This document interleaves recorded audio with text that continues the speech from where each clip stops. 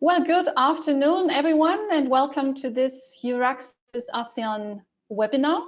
We'll be talking today about the wonderful opportunity for you to carry out postdoc research in Europe within Marie Sklodowska-Curie Actions individual fellowship.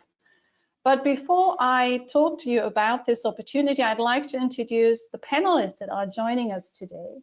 And you can see, I think it's on the top right, it's Dr. Jenny Elmacol. She has many positions, but the one that she's joining us as today is chair of the Southeast Asia chapter of the Marie Curie Alumni Association.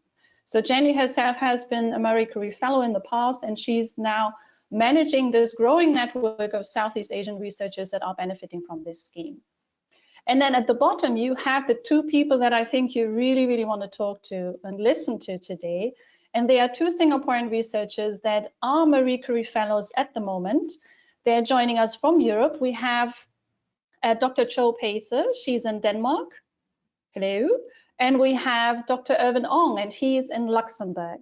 So these two will be a lot more interesting than I could ever be, because they have gone through the application process and they're currently doing the research, and they will share with you their tips and advice on how to get hold of this prestigious fellowship.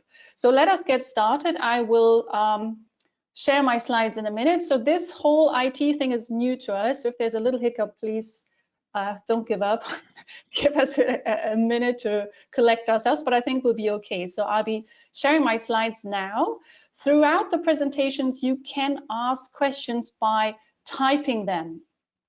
Jenny is the manager, the moderator today. She will at the end go through the questions and allocate them to us as panelists, and then we can answer your question. So whenever you have a question, just type it down. So with this, let me share my screen and get started. Here we go. So what we're talking about today are the MSCA. Let me maybe quickly introduce you to this acronym. As Singaporeans, I'm sure you're all familiar with acronyms. MSCA stands for Marie Sklodowska-Curie Actions, and of course, this fellowship is named after the very famous Polish-French scientist, Mrs. or Dr. Marie Curie Sklodowska. She did, of course, excellent research in radioactivity, and the MSCA actions are named after her.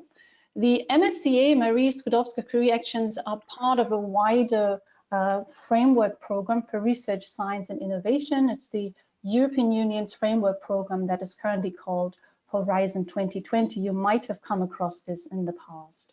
Now, what's special about the MSCA, this is money that is earmarked for the career development of individual researchers. Most importantly, this call that we're talking about today, what are the dates? This is a funding program that has one call for proposals per year. The call this year has just opened a few weeks ago. Oops. A few weeks ago. And sorry, I just lost my slides. Here they are. A few weeks ago, and the closing date is the 10th of September, which means you have about 4 months to get your proposal ready and submitted, which sounds like a lot, but it's not. You really need to dedicate your time to get this done as best as you can. The individual fellowships are personnel fellowships, so they're not funding for an institution, it's not funding for a group of researchers, it is about the career development of an individual researcher. The funding is for a period of between 12 and 24 months, and you can spend your research at either an academic or a non-academic host in Europe. As I mentioned before, this is really meant as a comprehensive career development tool. So of course, it's an opportunity for you to hone your scientific expertise, but there's a lot of emphasis placed also on the acquisition of interdisciplinary competencies, budget management, managing a team, communicating your science. So the idea of this fellowship is really to take you, to elevate you to the next level in your career progression. Which topics are funded? And all domains of research are funded. So specifically for our audience members today from the social sciences and the humanities, you too can apply for this fellowship. And you can see at the bottom, the principle that applies here is the bottom-up principle. That means there are no predefined thematic topics. It is entirely up to you as the researcher to decide and to choose the research that you would like to do. Who can apply for this fellowship? The individual fellowships are open to applicants of all nationalities. They are open to applicants of all academic disciplines, and there's also no age or experience limit. So even if you already have a postdoc under your belt, you are still eligible. You sometimes find yourself in a situation in your career progression where you think you might want to make that shift from one scientific discipline to another one. If you can make a valid point that this fellowship is kind of the stepping stone that you need to make that transition, then once again, that would be a fantastic opportunity to apply for the individual fellowships. Of course, there are various eligibility criteria that apply. The first one refers to your qualifications. Now, the European fellowships are open to experienced researchers, which means you either need to have a PhD or 4 years of research experience at the time of the call deadline. And if you remember, that's the 10th of September. Now, what does that mean? That's a question that I usually get at this point. Now, that basically means you need to be able to document that you have carried out research in a full-time capacity after you've completed the academic degree that would normally entitle you to do a PhD. So in most countries, that is a master's degree. After the master's, you continue with a PhD. But in your country, that might very well be a bachelor's degree. The funder is really looking at what applies in your case. How do you document this? You document this, for example, through a contract that you've had or any research output that you've produced during that time. I'd like to add, though, at this point that the big majority of successful applicants do have a PhD when they are awarded a fellowship. The second criterion refers to mobility. This is a mobility grant. So the idea of these European fellowships is for you to move to Europe. So you will not be able to carry out your research here in Singapore or anywhere else in ASEAN. You need to move to Europe for a period of between 12 and 24 months. It can be 18 as well, of course, if that fits. At the bottom, you see something that can always be found in the handbook and everything that relates to this fellowship. That's the mobility rule. And I just wanted to explain to you what that means. The mobility rule can best be explained if I use an example. Let's say you are currently at NTU, you're finishing your PhD, and you want to go with this Marie Curie Fellowship to Italy. Then you must not have lived in Italy for more than 12 months in the past 3 years prior to the application deadline. That's the mobility rule, and I think that will probably apply to most of you listening today. Where can you go with this European Fellowship? And you can go to any of the 27 countries that are member states of the European Union. You find them on the left. Of course, all the key players in science, research, and innovation are listed there. And you can also go to any of these 16 countries on the right, the so-called associated countries. These are countries that are part of the European research area. So all those countries that are putting money into this framework program, Horizon 2020, that I mentioned at the beginning. So Switzerland, for example, Israel, for example, will be among the countries that you can choose as a host for this fellowship. And I do anticipate a lot of you will be wondering, what about the UK? And the good news is that UK institutions are still eligible to host fellows under this year's call. So you can also choose an institution in the United Kingdom. Something is unique about this fellowship, I think, and that is very important to consider when you are drafting your proposal. The individual fellowships are really meant as a joint effort. That means you need to write and conceive your research proposal with your future supervisor, with your host. So this is not a fellowship where you write up your proposal in your own study in Singapore and then you just approach someone and you ask them whether they're interested, but you really need to build a very strong relationship with your future host throughout the proposal drafting period.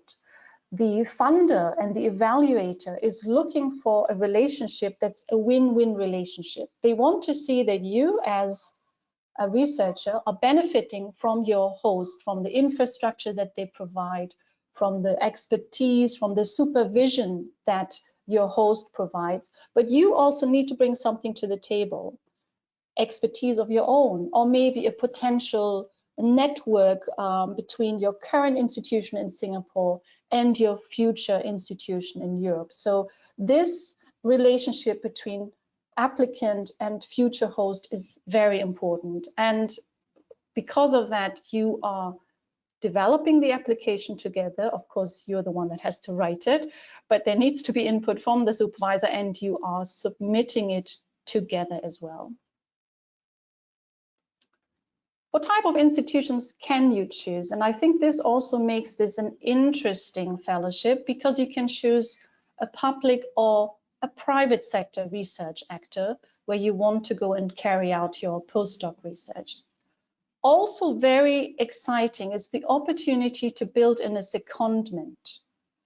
That means if, for example, you've chosen a university as your main host, you can build in a secondment in a research actor from another sector. For example, a private company. You can have a secondment between 3 and 6 months with a different host from a different sector. So this intersectoral mobility as part of this fellowship is what makes this very attractive. The secondment is not a necessity. We can ask Irvine and Pacer in a minute whether they have one. It's not a necessity, but it will certainly make your application a strong one if you manage to build that into your proposal. What are the evaluation criteria? Now, excellence, impact, and implementation is what the evaluators are assessing your proposal by. The application is divided into 2 parts, a part A, which is the actual proposal, your actual research idea. This is only 10 pages long, so it's not a very long paper that you need to write. And the second part is your CV and your methodology, etc. So excellence, impact, and implementation is what they're looking for or what they're evaluating your research idea against. And let me just explain to you a little bit what that means. Now, excellence, of course, refers to the quality of your research idea, the innovative aspect of your research idea. Are you contributing to your scientific disciplines? Are you forwarding the knowledge that exists about your scientific field? It also refers to the relationship between you as the researcher and your potential supervisor. So what they're looking for is the transfer of knowledge, not only from the supervisor to you, but also from you to the supervisor. This is what I mentioned a couple of minutes ago. This is why it's so important that you choose your host carefully and that you work very closely with the host to make sure that when the evaluator reads your proposal, they can see this is a proposal where both parties are benefiting, where they're both producing excellent and innovative research. Impact refers, amongst others, to how good you are at communicating and disseminating your research results. In this context, I think it is important to remember that the European Union, the European Commission, is one of the forerunners when it comes to promoting open access, open science, open research. So when you're writing your proposal and you're talking about the results of your research, keep in mind that the Commission is very keen on making sure that the outcome of publicly funded research is not just accessible to the scientific community, but to the wider audience at large. So when you're talking about your communication strategy, think about not just the two key journals in your scientific discipline where you want to publish, but think about really an open access and open science communication strategy. And implementation, of course, refers to your methodology. It refers to how clear your proposal is. The funder wants to see this person will be able to carry out the research that they're suggesting within the time frame, and they will be successful in delivering an excellent result. How important are these evaluation criteria? Now, excellence is weight 50%. So excellence is, of course, very important. This is a very prestigious fellowship, and what is funded are those ideas that are really pushing the frontiers of science. There are no individual thresholds. There is an overall threshold of 70%, but I have to tell you, you really need to work hard to get somewhere in the range of 90 plus to have a chance at winning one of these fellowships. How are they evaluated? Now, when it comes to submitting your proposal, you can choose from one of 8 scientific panels. And I understand, and maybe we ask Irvine and Pacer in a minute, a little bit of strategizing goes into picking the right scientific panel, because you're competing only with the proposals within your own panel. So you have to be quite careful in selecting the one where you want to be assessed against. There are also 3 multidisciplinary panels. The first one is the Career Restart panel. Now, this would be for someone, I'm not sure whether we have someone in the audience today, a researcher that has taken a break from research. Maybe you were sick, maybe you've had a child, you were on paternity leave, and now you want to get back to research, to full-time research. Then the Career Restart panel, this multidisciplinary panel would be an option for you. There's also the Reintegration panel. This would be applicable to those of you that are joining today that have been away from Europe for some time. You are EU citizens and you're considering returning to Europe for a long-term research career. Then the Reintegration panel would be an opportunity for you. And the third one is the Society and Enterprise panel. This is meant for those researchers that are seeking to work in the non-academic sector. So for example, you want to apply with an NGO as a host, or with a library, for example. So for all of these, there's a separate ranking list for each panel, so they're not mixed together. How is this funded? And here are just some numbers. And I think what I'd just like you to go away with knowing is that this is a generous funding program. You can dedicate yourself fully to carrying out your research.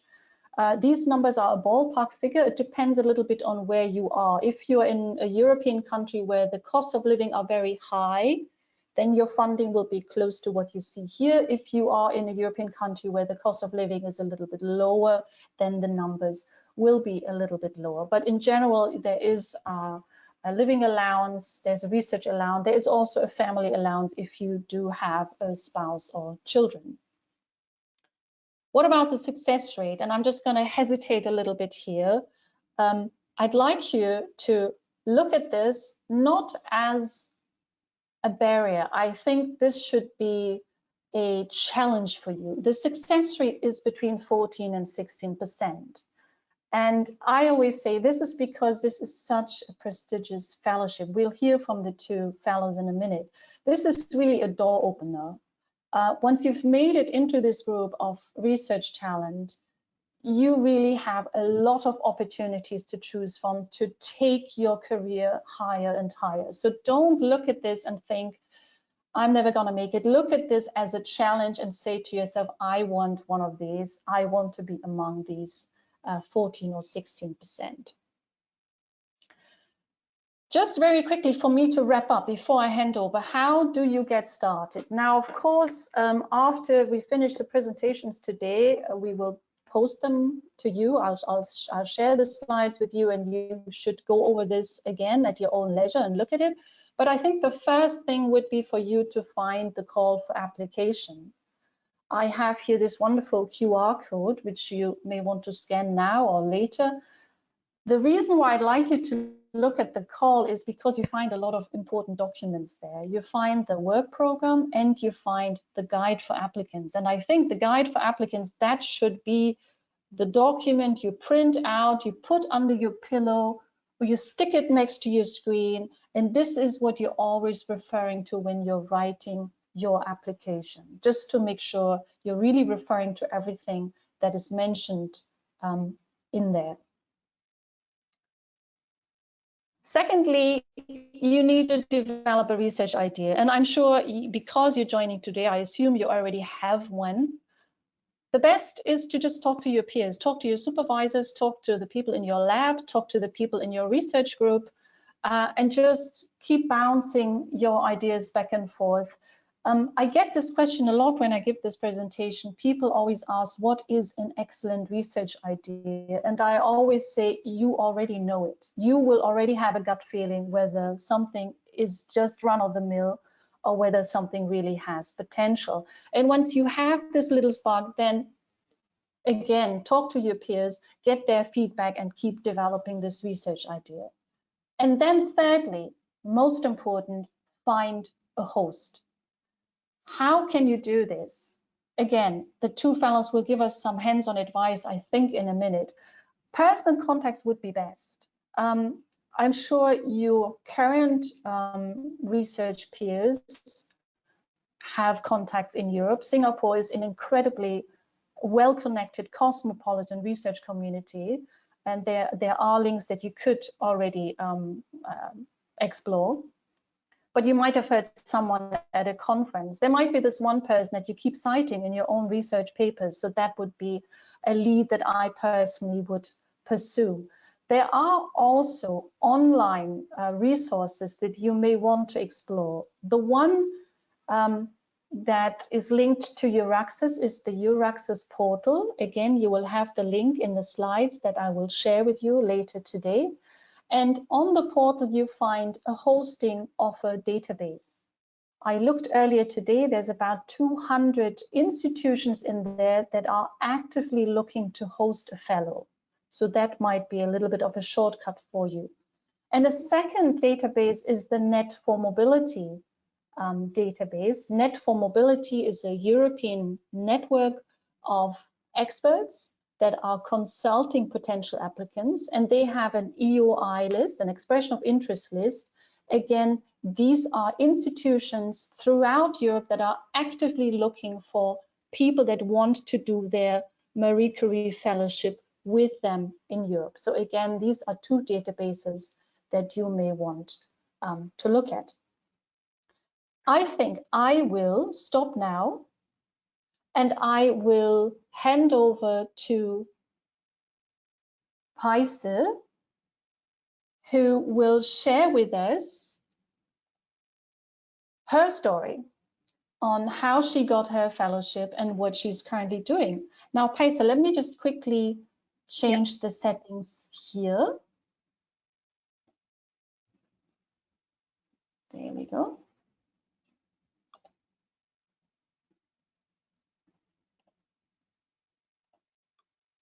There you go. You're now a presenter. Okay, perfect. I'm just going to set up my screen. So hi everyone, my name is Paise. and I'm currently based in Denmark. Can you all see my slides? Is it? Yeah, okay, perfect. So I'm located in the humanities, right? And specifically in film studies, film and media studies. So if there are any of you who are in the humanities, in the arts, in the social sciences, I am proof that you are eligible for this particular postdoc fellowship. And I think a lot of people I've spoken to before, a lot of Singaporeans I've spoken to before have been kind of thrown off by the wording in the call, because it does say excellent science, and there's a lot of reference to, this being a fellowship for science. And of course, in Singapore, we understand science as, the natural sciences and so on, but really science as it's used in the European context refers to all disciplines, all knowledge production. So I'm going to share with you my journey and my application process to hopefully give you some idea as to how I went about it, and to hopefully inspire those of you who are interested in this fellowship to go ahead and apply for it. So I'm based in Denmark, in Aarhus, which is not Copenhagen, obviously. It's the second largest city in Denmark, but it is the largest university in Denmark. But before coming here, I was actually in, well, let me start at the beginning. I did my BA, my MA at NUS in literature, in English literature, but I did have a particular focus on cinema and European cinema in particular. So I wrote my thesis on Danish cinema, on a group of Danish directors in particular. And I moved on to do my PhD at UCL, University College London. And that's where I kind of expanded my research focus a little bit to look at more transnational Scandinavian screen culture. Yeah. Previously, I was interested in textual analysis and reading films and understanding aesthetics of Danish cinema in particular. But for the PhD, I expanded my research focus to look at production, at reception, at film policy, things that are outside of the text. And it was in London that I kind of built my network, and this is where I attended lots of conferences, workshops, and at one of these events, this is where I met my current supervisor, who is based here at Aarhus University, and we got together for coffee. I actually approached her after one of her presentations at a conference, and I just said, I'm a huge fan of your work. I've cited your work. I've used it lots and lots in my research, my doctoral research, and we just started talking from there.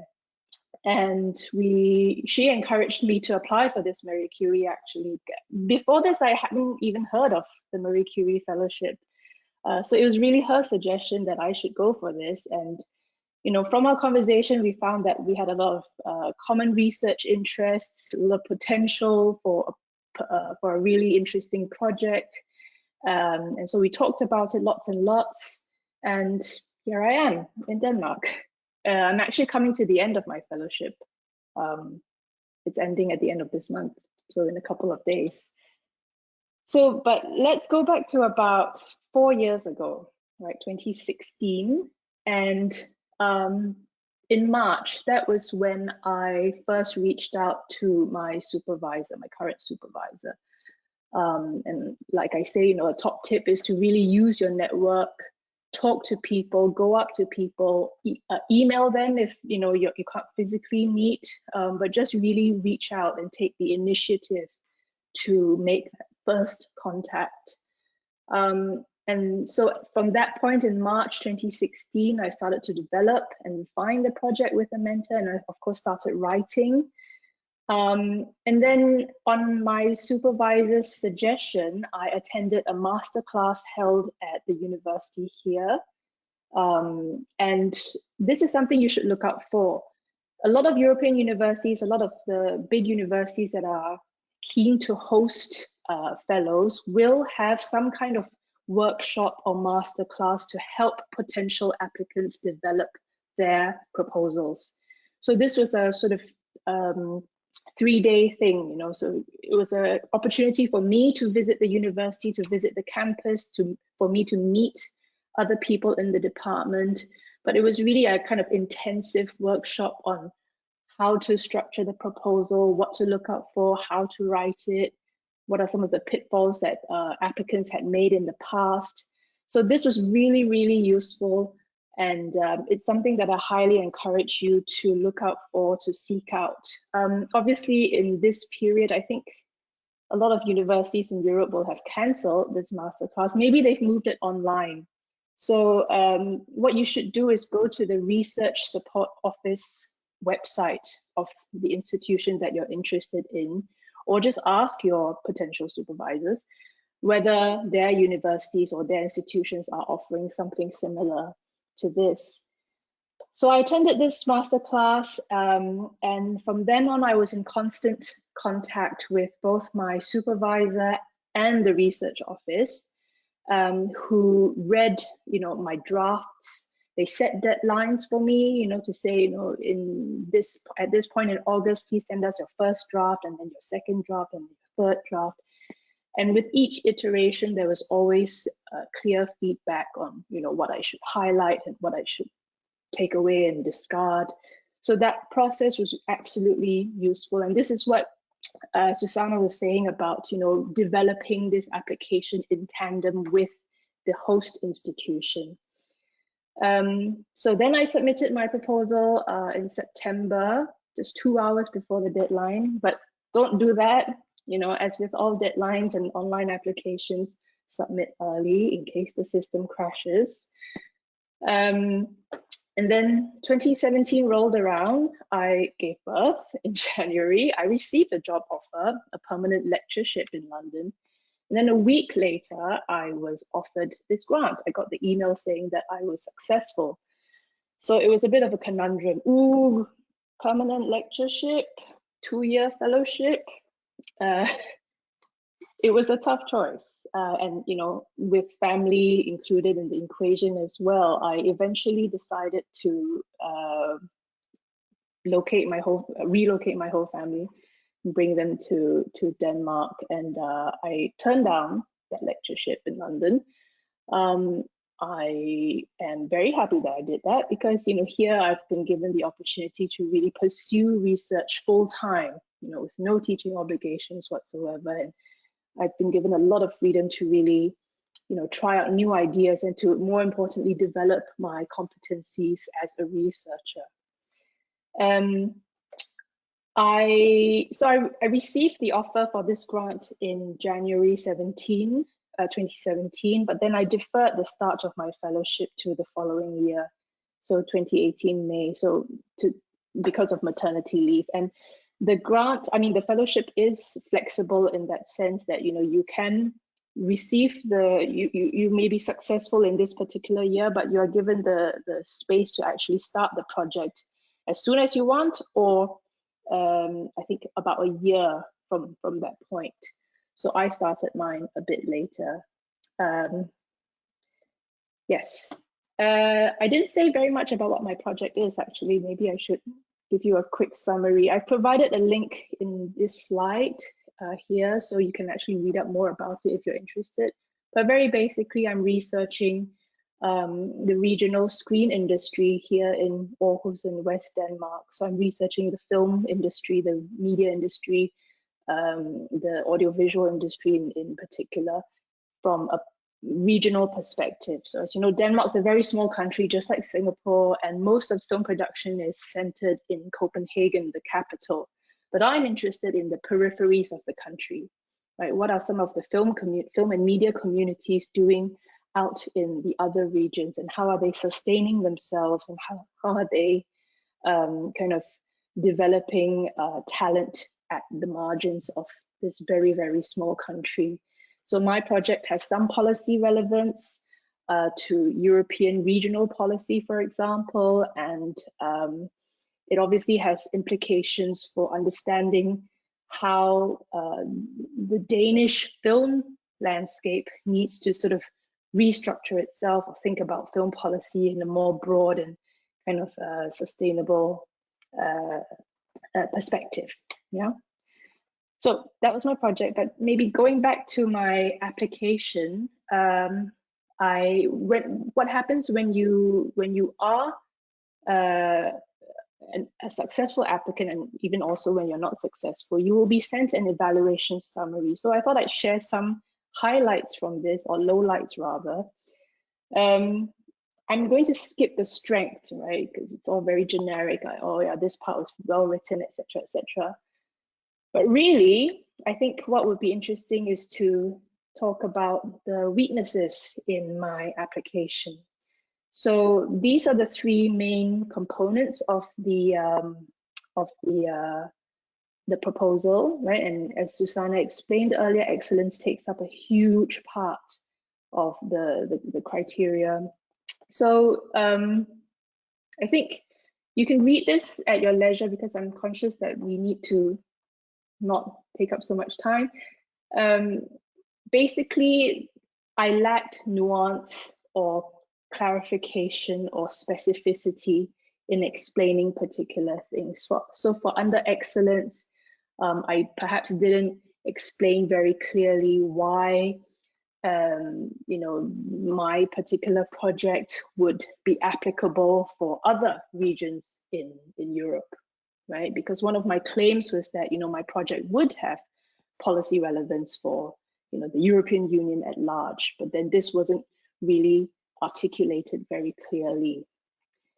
On the impact, it's not said precisely how I would kind of continue a research career. Perhaps I didn't specifically say that I wish to take up a principal investigatorship in an ERC starting grant after this Marie Curie, right? So being specific again was something that I lacked in that particular section.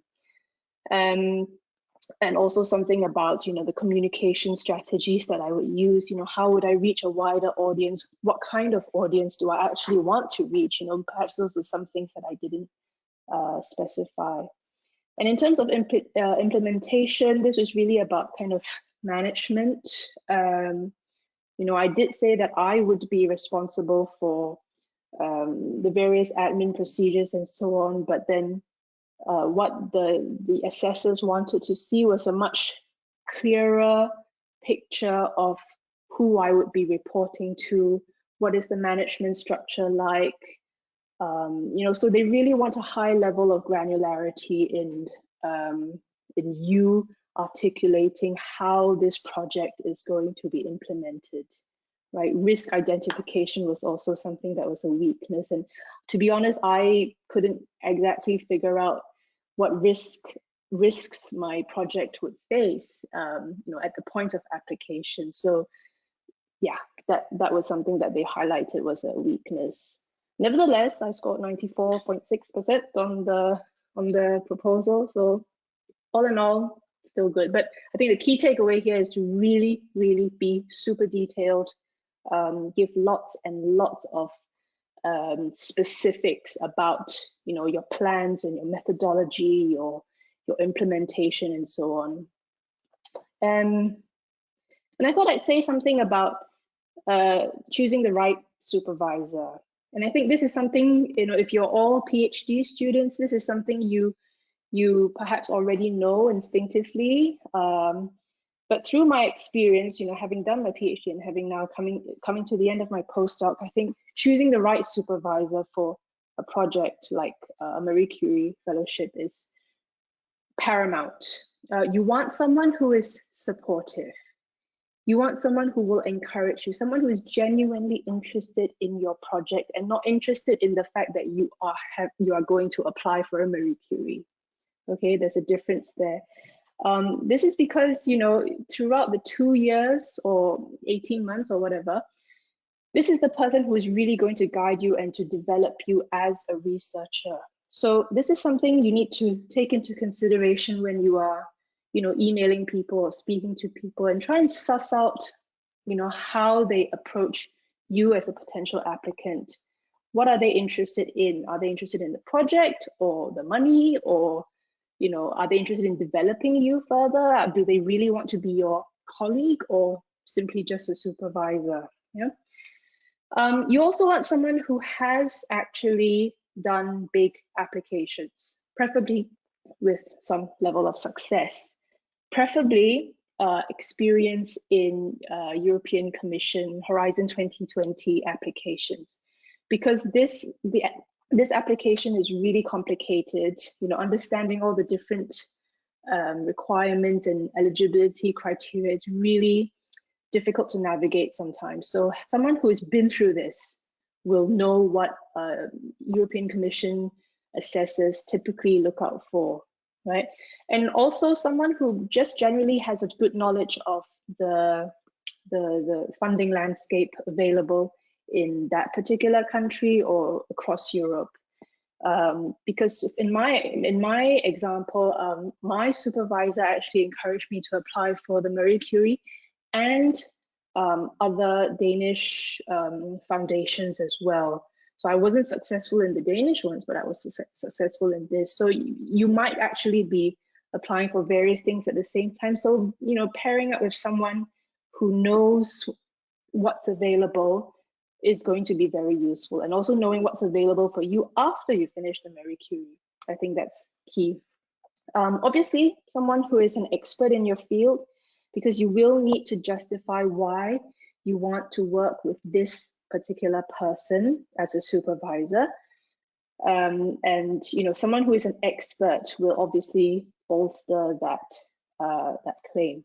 Someone who is active in the research landscape, someone who regularly attends conferences or even organizes conferences, someone who's got a great network that you can tap on as well. These are all, you know, kind of things that you need to think about, right? Beyond just whether this person has, you know, 100 citations in whatever it is.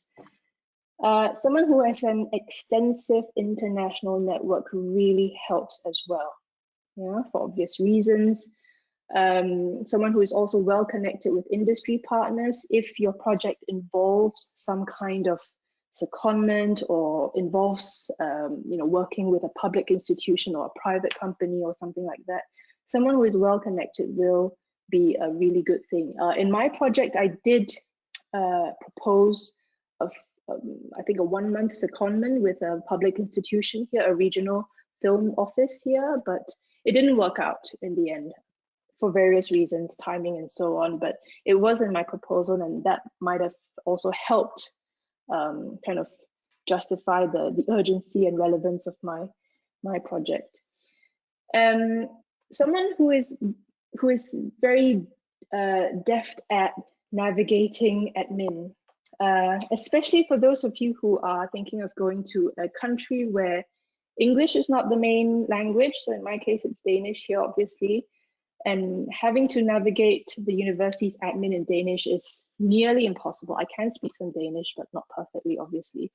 So if your supervisor can be that person who will lead you through this maze, that would be super, super helpful as well. And also someone who is already at the beginning helping you and encouraging you to think about what will happen after if you get the fellowship. Right, so after the 2 years, does this supervisor think that maybe you could join the department permanently, or perhaps move on to a European Research Council application, right? Does that person see you moving on a particular trajectory, and does that person encourage you to think, you know, a few steps ahead already, right? That's something that's also useful. Some tips that I can offer, and perhaps we'll have another conversation about this in the Q&A. As Susanna said, it's your Bible. Sleep with it, print it out, you know, highlight everything. Be very, very specific. Be meticulous. If it says that the margins have to be 1.5 centimeters, make sure it's 1.5 centimeters, right? If it says use font size 12 in Times New Roman, use that font in that font size. Okay, when you're writing, be straightforward. Yeah, beautiful literary language is of course always appreciated, but not when you are an assessor who has to read maybe 50 proposals within, I don't know, 2 weeks. Okay, consider who your reader is.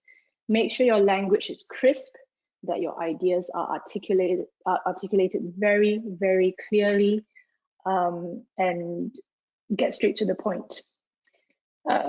Justify your project's relevance. Yeah, justify how your project is novel or innovative or original, and articulate very, very clearly the scientific relevance, right? The scholarly relevance of your project, right? And how suitable it is, how suitable the institution is for your project. Yeah. This is something you need to also do some research into to really understand the department that you are applying, proposing to work with in your application. Right? What kinds of research programs do they have? Are you going to be part of a research group there? Is your supervisor's network essential to your project? Right? And not just in that direction, but also, what can you bring to the institution? What can you offer? What can you add to the research environment, or even teaching environment in that institution? Set realistic goals, realistic methodology, realistic timeline, realistic objectives. Don't promise the earth. Keep it short and simple. And like I said, think very carefully about the practical aspects of your project. How realistic is it for you to, achieve goals A, B, C in 2 years? Right? It doesn't have to be a huge thing. It can be maybe just 2 or just even 1 particular question that you want to answer. As long as it's specific, it's relevant, it's novel, it's original, it's innovative. I think if you tick all those boxes, you'll be perfectly fine. And think about, like I said, what will you gain from this training for these 2 years? What are you going to get out of it? Yes, publications. Yes, you are going to gain more knowledge, or perhaps establish a great network, but think carefully about what skills, what competencies you think you will get out of this fellowship, and in return, what does the institution get from working with you? And that's all I have, really. Perhaps I can answer some questions later at the Q&A, but I'll hand over back to Susan. Thank you so much. Yeah. And we now have Irvine as well. Irvine, let me just make you the presenter, and then you can also share your screen. Here we go. There you go.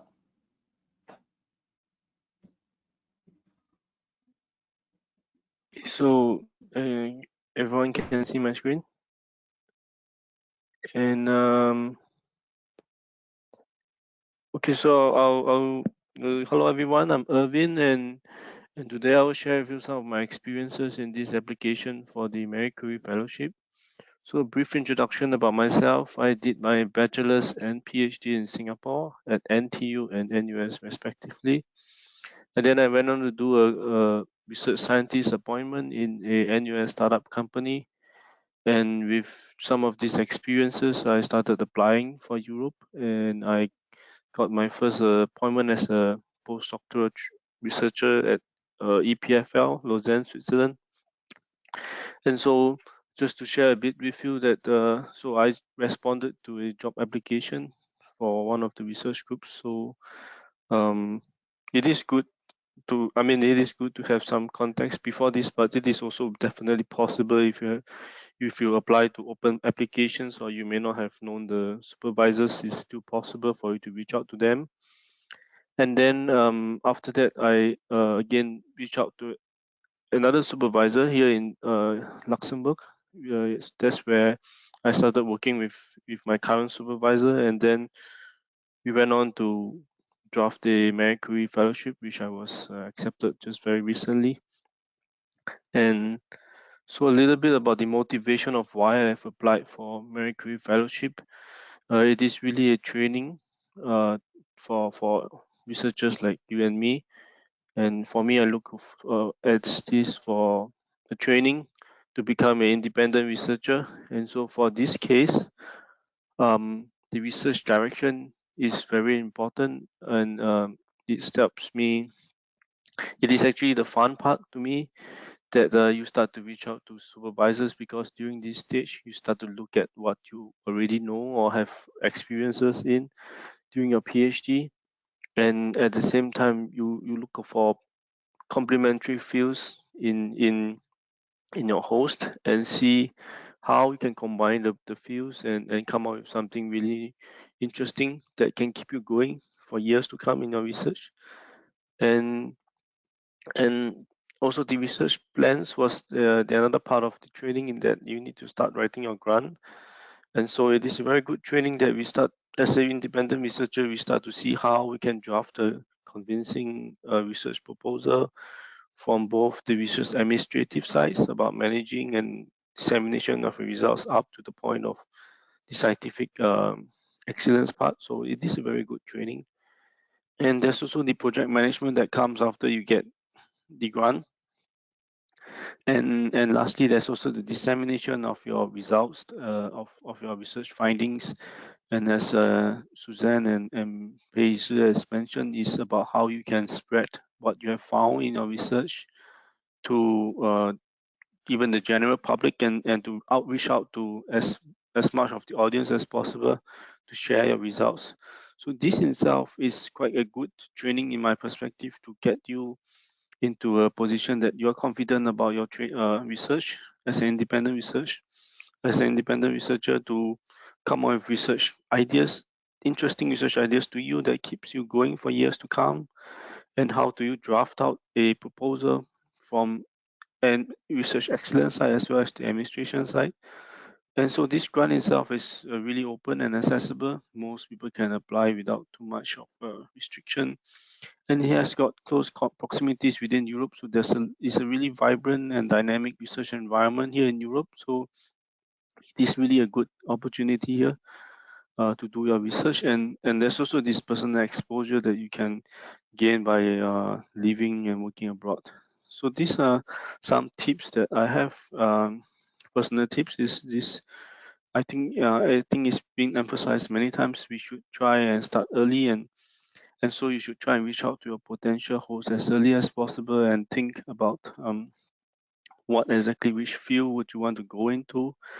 And this actually can be the fun part, because you start to explore exactly what is out there and see how you can make use of what you already have in you, and to find complementary fields that to build on your research skills. So it's not as daunting as it is. And the last thing is really to study the applications guidelines, which is so I think, as mentioned many times, you should approach every section systematically. And also, as Paige has shared some of the evaluation critiques, for example. So these are very important points you should see and learn from others, and that would help you to avoid getting those feedback in your own proposal. And also the concrete steps and examples. Yes, you should really give very concrete steps as much as possible. In that way, you are also convinced about yourself in implementing this proposal if you were to get it. So it is good to really give very concrete examples. If you're saying going for conference, you should say exactly which one and things like that. And lastly, I believe there are some inputs from the host that can be very important. There are certain sections that talk about the host and what are the resources they have. And so these are sections that you should also approach the host. And yeah, so that's the end of it. And good luck if you're applying. So I hand over Thank you so much. Yes. Thank you so much, Irvine. If you stop sharing, then exactly we see all of us again. And I think maybe we can take the next 10, 15 minutes, Jenny, to just answer some of the questions. I have already seen some of the... Yeah. Before I do that, if you don't mind, Susanna, I think I would be remiss in my responsibilities as the chairperson of the Marie Curie Alumni Association if I don't tell them about that as well. Pesu and Irvine have told us about their experiences, but even after you do your fellowship, the great thing is you continue to become a part of an excellent network of of scientists, of researchers, and that is called, there is an alumni network called the Marie Curie Alumni Association, and every year we have a general assembly. We were supposed to meet in Zagreb last March, but unfortunately because of COVID-19, we were unable to do that. But there's this opportunity to continue, networking, continue learning from each other, so the knowledge communities get really, really strong. So that's one of the things that you can look forward to, apart from, of course, doing your research. So that's something to consider. So I'm going now, because we don't have that much time. We received 31 questions. So that's really good. That's a lot. I don't know if we have enough time. I did take all of them down. So if you don't have enough time to discuss them, then for sure, Susanna will find a way to answer them anyway. So I think the first question is, I tried to group them together because they're more or less the same. There's a question, I think Susanna could be the best person to answer this. If you are in Singapore, but you are not Singaporean, would you be able to apply for the Marie Curie Fellowship, and how? Yes, as I said at the beginning, maybe you've joined us later, this fellowship is open to applicants of all nationalities. So it does not matter whether you joined us today and you're from India or from China or from Egypt. This is a fellowship that is open to applicants of any nationality. The second criterion is mobility. So I'm just adding this here. This is a fellowship where you will have to move to Europe for the duration of the fellowship. So you cannot stay in Singapore to continue your postdoc research at NUS or NTU anywhere. This is a mobility grant that requires you to carry out the postdoc research in Europe. Okay, so I think that should be clear. And there's a question, and I think this would be good for Pesu and Irvine to come in. Do you have a secondment? And does the secondment have to be in Europe? So in my application, I did say I would have a secondment, and that I would be working with an institution located in this particular city that I'm in, a Danish institution. But like I said, for various reasons, it didn't work out. I'm still kind of working with them informally, but it's not an official secondment. But I don't know if, I mean, of course, it would make more sense if this organization that you want to work with or be seconded to is located, in the country, in the city that you are hoping to work in. Yeah, that just seems to me to make sense, I think. But Irvine, maybe you have something to add? Yeah, so for me, I also have a secondment written into my grant. It's also a short one for a month. So yeah, I think it's good if it's all about getting yourself ready as an independent researcher. So I may not have mentioned in my talk, I'm from the natural sciences. So if there are things that you think is really specific and you can go to a specific organization outside of your main host, then I think it's a good idea. And Susanna, you want to add something on the secondment? I would assume that this would also not just be connected to the institutions, right? Like you could do it in another laboratory, or even in businesses as well, right? Exactly. The idea of the fellowship is, as we've also heard from the fellows, is it's a comprehensive career development scheme. So it's supposed to set you up to become an independent researcher, a PI.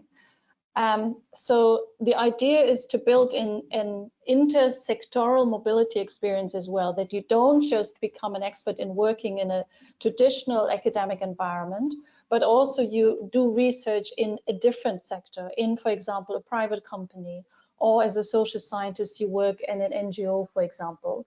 The non-academic host also has to be in Europe. Yeah, so you can't move out of Europe. but it can be in a different city as well. It might even be in a different country. But of course, as Pacer said, it has to be logistically logical. So to move for 3 months from Luxembourg to Greece might not be such a smart idea when you actually have to carry it out. But the idea is really to give you exposure to different research settings to really hone your skill as an all-round talent. That's the idea of the secondments. Yeah, thank you for that. And one of the things that we discussed as well during the Alumni Association Assembly is also that there is this, intention to make sure that there is the bridging of science to industry, science to business, and science to different kinds of sectors.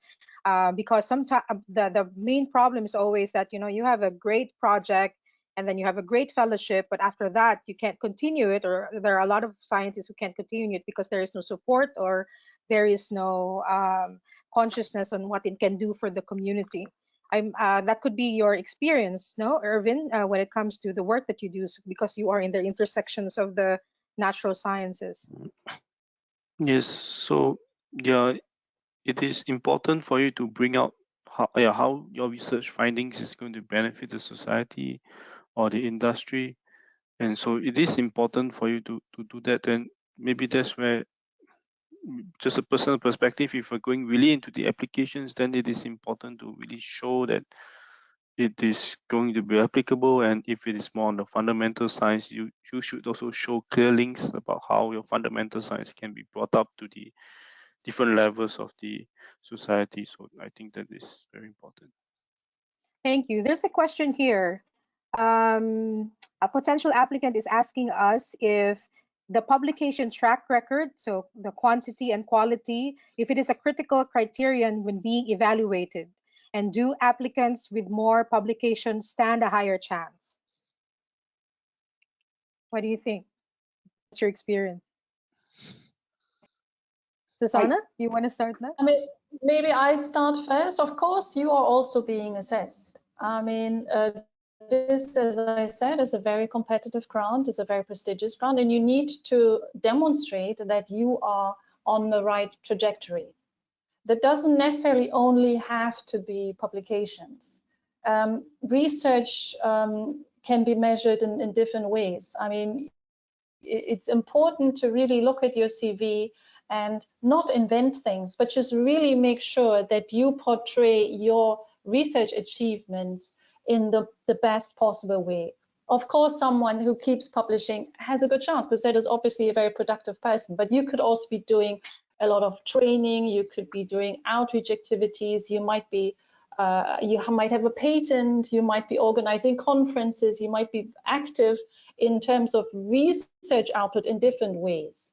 So don't just get spooked and say, oh, I don't have these 2 Nature publications, I'm never going to make it. You just have to look at yourself also as, a complex person and just really look at all the different research activities that you have. But maybe Irvine and Pacer have something to add here as well. Yeah, I don't have 2 Nature publications. Pacer?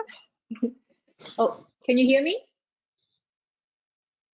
Yeah, yes. Okay. Yeah, I said, yeah, I don't have 2 Nature publications. I don't have, a whole long list of publications in top journals in my field.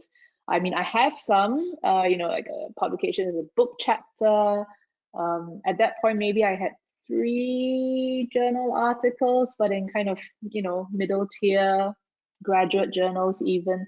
But I was very active in organizing conferences, talks, attending conferences, doing a lot of public engagement in topics related to my field. So I think, in general, a lot of institutions and, research in general wants to move away from this very narrow-minded picture of what a good researcher is, like Susanna said, right? It's not always about the publications. It's about, being someone who is, active in research in different ways, right? And research is not just about your citations and your H index. It is also really about how you get your research into the public sphere, into the commercial sphere.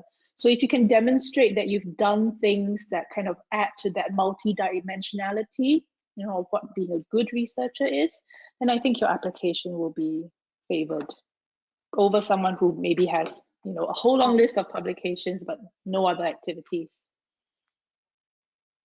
Yeah, so Yeah, that's good. for me, I agree. You should not be too affected by how long your publication list, because for mine, mine is not long by any standard, and it's not really like high tier as what many would have thought or wanted it to be. So I think you shouldn't be too affected by how long your list is. Probably you should just to go ahead and see where you can take your research to, and to develop exciting ideas. I think that should be the main motivation. Yeah, I think it's a very Singaporean thing also to be so concerned about publications and citations. This is not a Singaporean fellowship, right? It's a European one, so it's a very different mentality, I think. Yeah. Maybe Jenny, maybe Yeah, if I can right. say something at the end, maybe just remember Please. what I said at the beginning. This is a career development tool. So you need to give, when the evaluator reads your proposal, they want to get a clear picture where you're trying to go. You go from A, and at the end of the fellowship, you'll be at position B. So you just need to make it be as specific in drawing out that path for the person that reads your proposal. So you need to make them understand why you're doing this. This is not just a stopgap for you because you don't know what to do for the next 2 years, but they really need to see, this is what this person is trying to do with this. And I think this is a lot more important than having 20 publications. That's true. And I think it's also important to say that, the idea of the EU is really to nurture this global network of scientists that actually work together even after the fellowship. And that is why, you have programs such as Horizon Europe, Horizon 2020, and later on you can become principal investigators or have your own laboratories and still continue to have these networks and, build on them and expand them a bit more. Here is one question on a practical side. This person is asking if how to go about it. Do you have to secure a potential eligible host or the supervisor before drafting the application? And if so, and I'm sure Susanna can answer this, where can I find the list of eligible supervisors?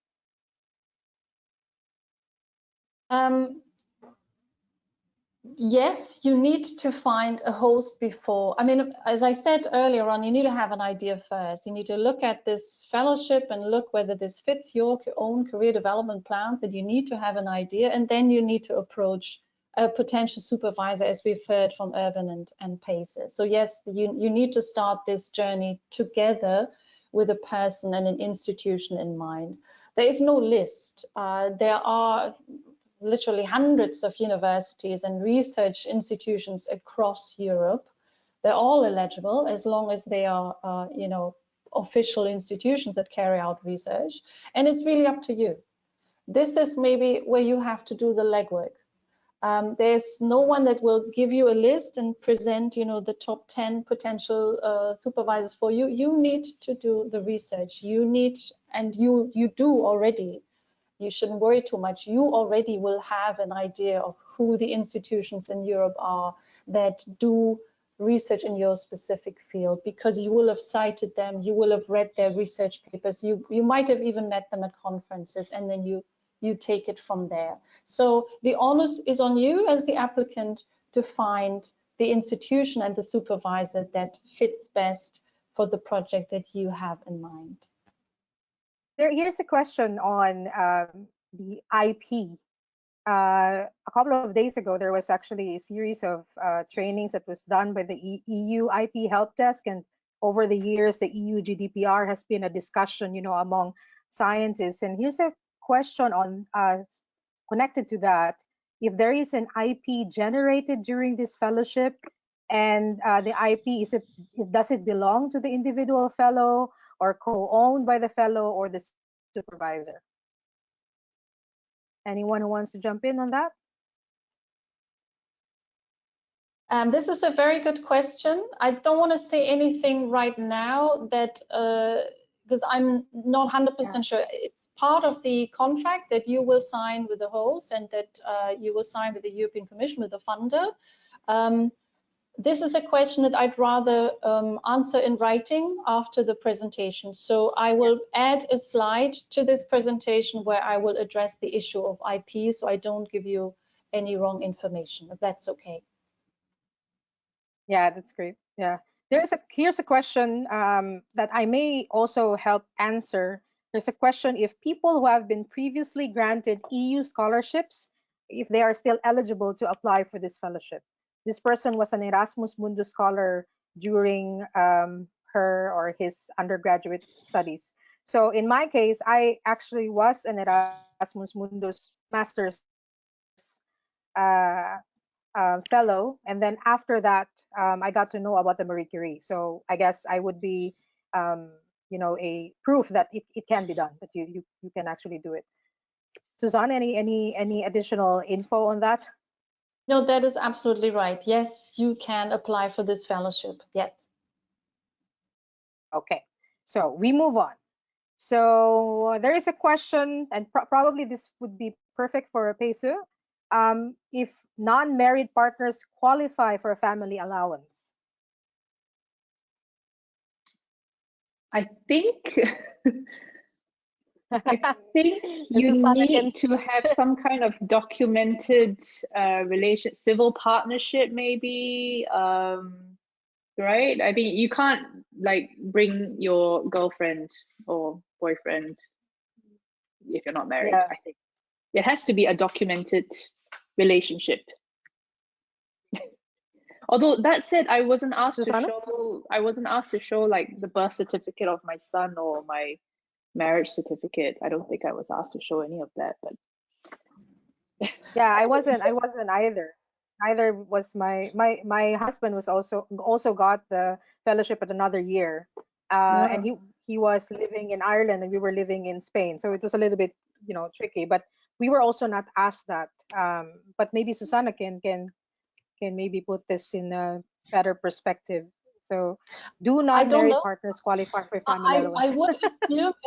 I would assume, as Peisu says, that there must be some form of documentation that you're in some of civil relationship. But again, I can add a slide on that, and I'll research it for you for later on. The one thing I know, there is a allowance for children, but it is not indefinite. So if you tend to have lots of children, I think you only get funding for the first one.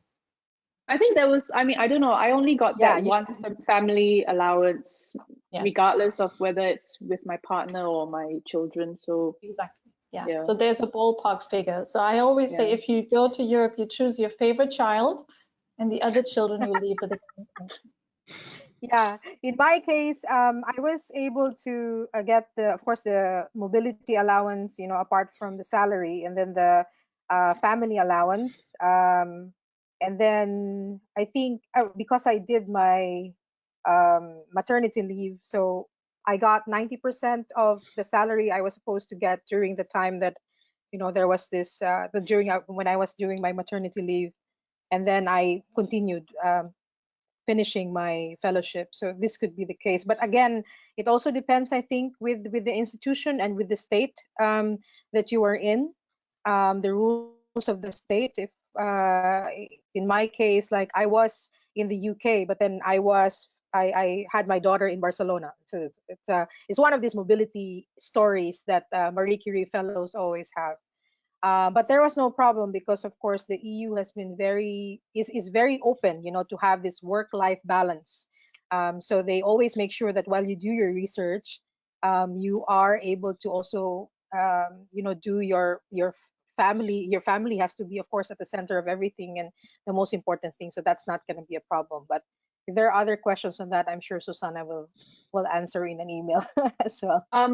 Okay, there's another. Yes, Susanna. Yes. Let me just add for those of you who are women researchers, you know, don't let you know, sort of family considerations, you know, being pregnant or maternity leave, don't let these things affect your decision to apply for this or not, right? Because as Jenny was saying, you know, there are mechanisms in place to support people with families, with children, with partners, and so on. So this, you know, having children, for example, should not be a disruption of your career trajectory, right? So if that's on your mind, whoever asked that question, you know, don't let that be a barrier.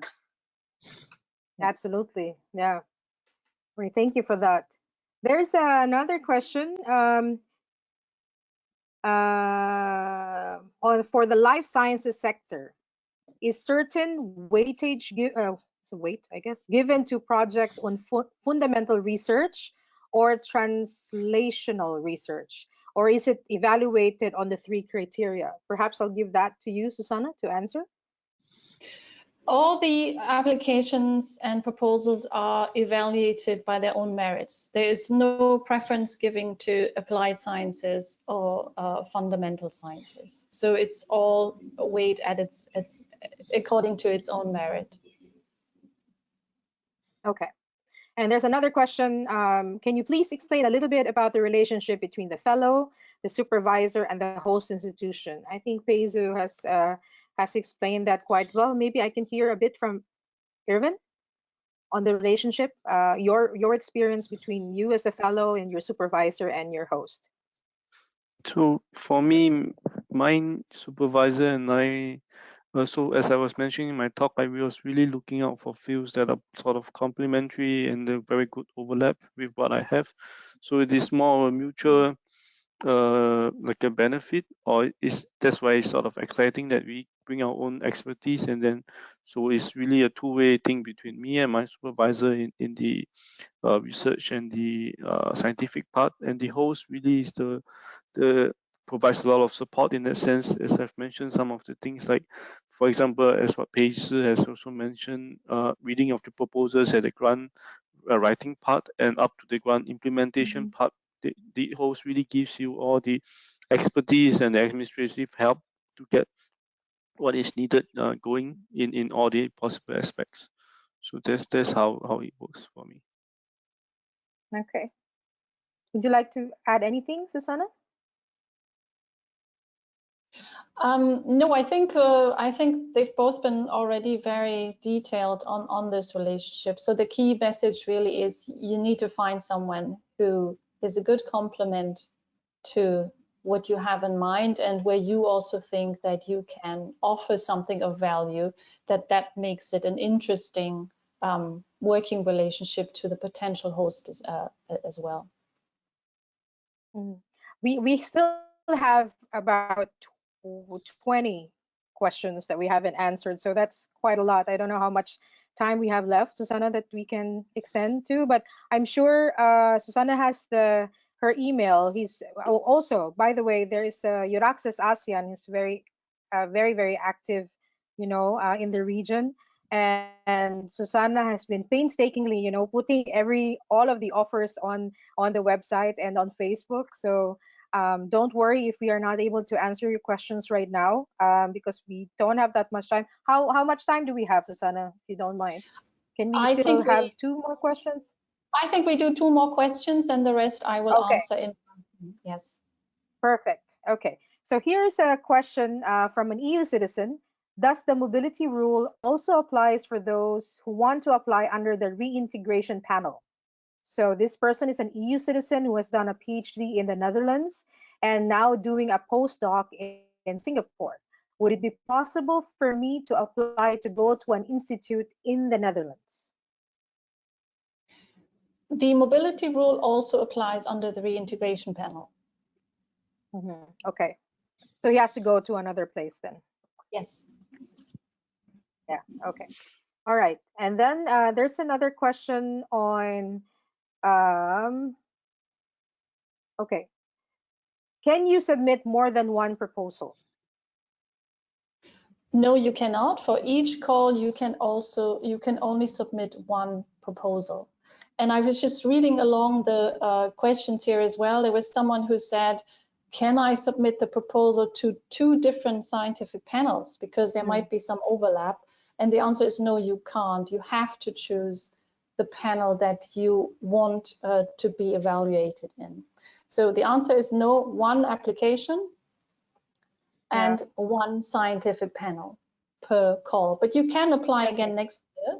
A lot of successful grantees actually do fail the first time round, and then they make use of this detailed comments that Pesa was sharing with us that they get, and then they work through this and they improve the next year. Again, you can also apply with the same idea and with the same host in the following year. Of course, you want to make changes because obviously it wasn't successful, but you don't have to change the idea and you do not have to change the host.